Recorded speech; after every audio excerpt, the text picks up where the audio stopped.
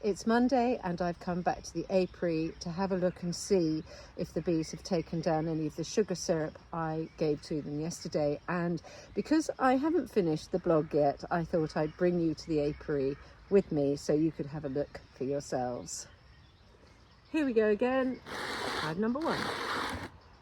Because I took off the thermal outer casings yesterday, I replaced them with same material, but these little square just pieces of thermal, really, just to still keep them warm. Obviously not as warm. Okay, right, well, they haven't taken any sugar syrup down, but as I always say to you, if they don't need it, they won't take it. And this was the heaviest of the 5 hives, so maybe they just don't need it. Let's have a look at the other ones. Let's have a look inside hive number 2. This lot have taken down half of it, so I'm just going to top them up.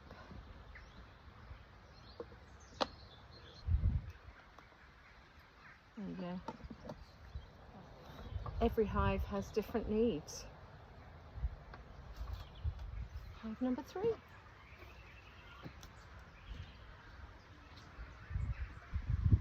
Okay, well, they've taken it all. So what I'll do is I can lift off this bit to show you. And this lot, lift off that. Absolutely dry as a bone. And there they are. Look at that. Bless them. So I shall start to fill that back up very slowly. You can see them looking for it. You see that? Bless them.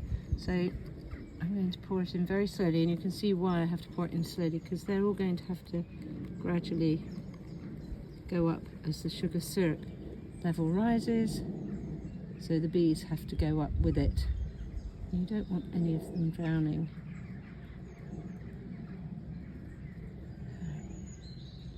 Pour it in. I'm trying to video this whilst I'm doing it.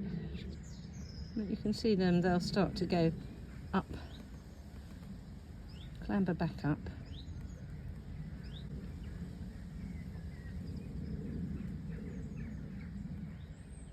Just giving them a chance to move up with the level of the sugar syrup. Just going to give them a little shake to get them to move up a bit. It's not as cruel as it looks.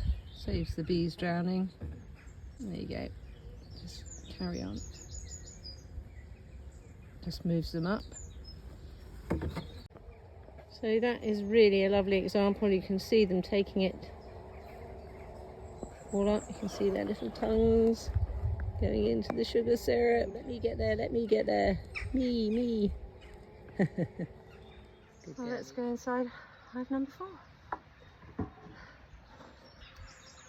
Not a lot of activity going on in this hive either.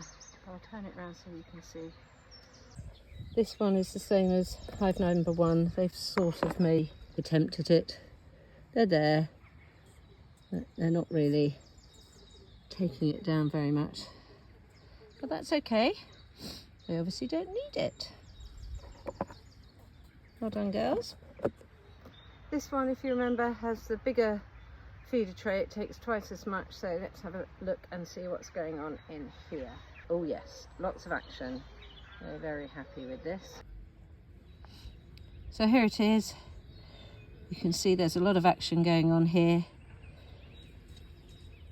They're all around the edge taking down the sugar syrup. You can see the sort of hazy reflection of them all. And yeah, lots of stuff going on down there, and I can tell you I could stand here and watch them for hours, but I need to get that cover back on PDQ.